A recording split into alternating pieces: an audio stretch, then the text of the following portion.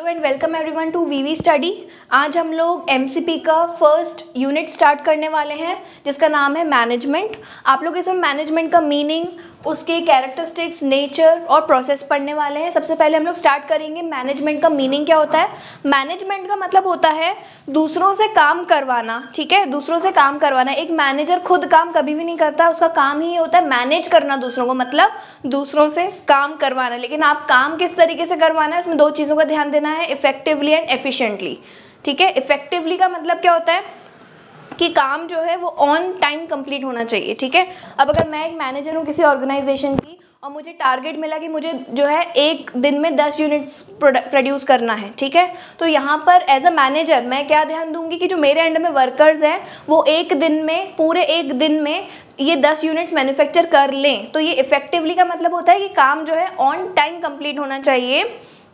और एफिशिएंटली का मतलब क्या होता है कि काम जो है वो मिनिमम कॉस्ट के साथ कंप्लीट होना चाहिए।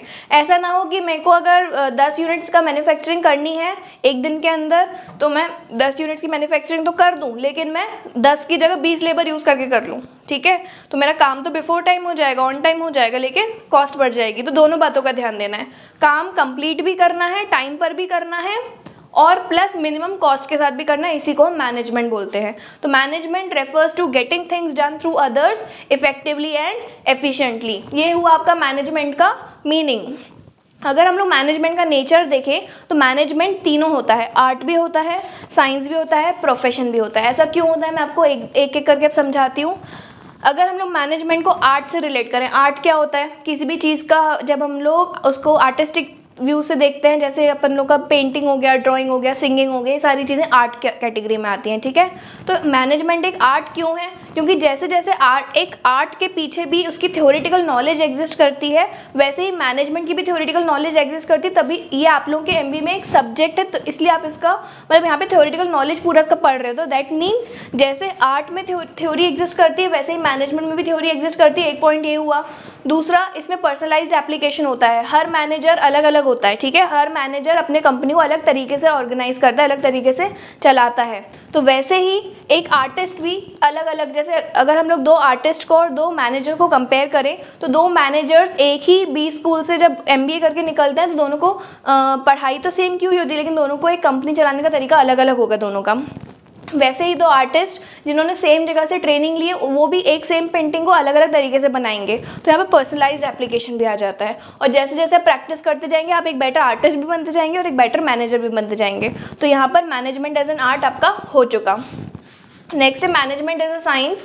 मैनेजमेंट एज अ साइंस मतलब मैनेजमेंट को अब हम लोग साइंस से कंपेयर करने वाले हैं। जैसे साइंस में कॉज एंड इफेक्ट रिलेशनशिप होता है, उसकी पूरी सिस्टमाइज बॉडी ऑफ नॉलेज होती है, उसमें बहुत सारे फॉर्मूलेज वगैरह रहते हैं, ये सारी चीज़ें रहती हैं। तो वैसे ही मैनेजमेंट में भी आप लोग थ्योरीज पढ़ोगे, आगे वाले चैप्टर्स में आप प्रिंसिपल्स पढ़ोगे फेयोल के, और ये जो भी अपन के मैनेजमेंट फिलोसोफर्स होते हैं उन्होंने कुछ प्रिंसिपल्स दिए हैं, कुछ उनकी आइडियोलॉजीज़ हैं, कुछ उनकी फिलोसफीज़ हैं, वो आप सब कुछ पढ़ने वाले हो। तो जैसे ही साइंस में एक हर चीज़ का सिस्टमैटिक नॉलेज एग्जिस्ट करता है वैसे ही हम लोग का मैनेजमेंट में भी एग्जिस्ट करता है। दूसरा ये है, जैसे साइंस में आप चीज़ों को एक्सपेरिमेंट के थ्रू प्रूफ कर सकते हो, वैसे आप मैनेजमेंट में भी कर सकते हो। फॉर एग्जांपल अगर मैंने बोला कि अगर आप डिवीजन ऑफ लेबर करोगे तो आपका काम अच्छे से होगा, ये एक मैनेजमेंट फिलोसफी होगी। आप इसको ट्राई करके कंप्लीटली उसको एक ऑर्गेनाइजेशन में पुट करके चीज़ों को रन कर सकते हो। तो ये मैनेजमेंट जो है साइंस भी है।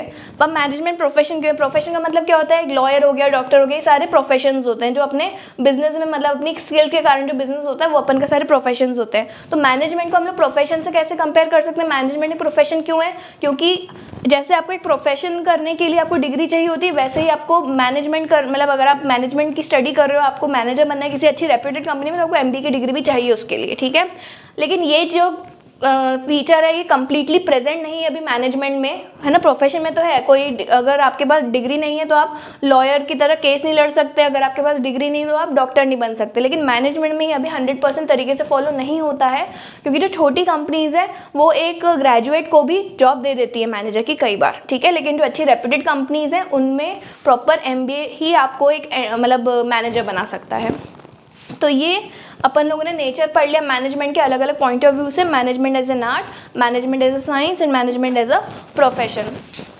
अब हम लोग चलते हैं प्रोसेस ऑफ मैनेजमेंट की तरफ, ठीक है। प्रोसेस ऑफ मैनेजमेंट में मतलब मैनेजमेंट के अपन लोग किस सीक्वेंस में मैनेजमेंट करते हैं, मैनेजमेंट करने के लिए हम लोग को कौन सी स्टेप्स फॉलो करनी पड़ती हैं। तो मैनेजमेंट अगर मुझे करना है किसी ऑर्गेनाइजेशन का, तो सबसे पहली स्टेप मेरी उसकी होती है प्लानिंग। प्लानिंग मतलब क्या होता है कि जब मैं किसी चीज़ को किस तरीके से करना है फ्यूचर गोल्स को अचीव करने के लिए, उसके मैं पूरे डिसीजंस लेती हूँ कि कौन सी चीज़ कब कैसे करनी है। तो एक तरीके से मेंटल एक्सरसाइज होती है planning. Deciding in advance what is to be done in future is known as planning. यहाँ प्लानिंग का एक और डेफिनेशन है, planning bridges the gap between where we are standing now and where we want to reach. तो ये planning का meaning हो गया आपका। देन ऑर्गेनाइजिंग, ऑर्गेनाइजिंग मतलब क्या होता है कि आप चीज़ों को जब ऑर्गेनाइज करें, हमने यहाँ पर प्लानिंग तो कर लिया, हमने ऑन पेपर इन माइंड सब कुछ कर लिया कि काम कैसे कैसे करना है, लेकिन अब इस काम को करने के लिए मेरे पास एक पूरी मैनेजमेंट हिरार्की बनानी पड़ेगी। हिरार्की का मतलब क्या होता है कि ये मेरा जो है CEO है बिजनेस का, ठीक है, एक ये हुआ। CEO के अंडर में जो है 4 मैनेजमेंट मतलब बोर्ड ऑफ डायरेक्टर्स होंगे, ठीक है, ठीक है, बोर्ड ऑफ डायरेक्टर्स हो गए ये 4 लोग हो गए। फिर इनकी पूरी टीम्स होती हैं, ठीक है। तो एक तरीके से क्या हुआ, ये मैं एक हिरार्की बना रही हूँ कि मेरे बिजनेस में काम किस हिरार्की में होगा, कौन किसका बॉस होगा, कौन किसका सुपीरियर होगा, कौन किसको रिपोर्ट करेगा। अब यहाँ पर जैसे मेरा एक मैनेजर है, तो इस मैनेजर के अंडर में सारे डिपार्टमेंट्स होंगे, sales department, production department, purchase department, finance department. फिर इनकी एक पूरी टीम होगी।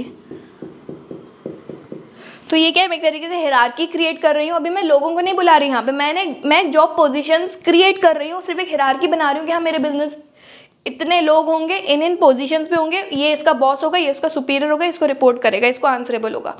ये सारा को डिफाइन करना इज ऑर्गेनाइजिंग। नेक्स्ट है स्टाफिंग। स्टाफिंग मतलब अभी जो मैंने हिरार्किकल स्ट्रक्चर पूरा बनाया है, इसमें जब मैं लोगों को पुट कर रही हूँ कि जैसे बोर्ड ऑफ डायरेक्टर की स्पेस खाली है, चलो बोर्ड ऑफ डायरेक्टर्स के लिए मैंने जो है लोगों को पुट करा यहाँ पे। अब मैं यहाँ पे लोगों को लेकर आ रही हूँ बिजनेस में अपने। अभी तक जॉब पोजीशंस खाली थी in the stage of organizing, लेकिन जैसे जैसे हम लोग स्टाफिंग की तरफ बढ़ रहे हैं, स्टाफिंग मतलब putting right person at right job, ठीक है, उसको हम लोग स्टाफिंग बोलते हैं, जिसमें अब आपका पूरा आ जाएगा। ये सारे जो आप पढ़ रहे हैं चैप्टर्स हैं आपके आगे, जिसको आप लोग डिटेल में पढ़ेंगे। अभी हम लोग सिर्फ शॉर्ट में इसको मैनेजमेंट से रिलेट करके पढ़ रहे हैं। नेक्स्ट है डायरेक्टिंग।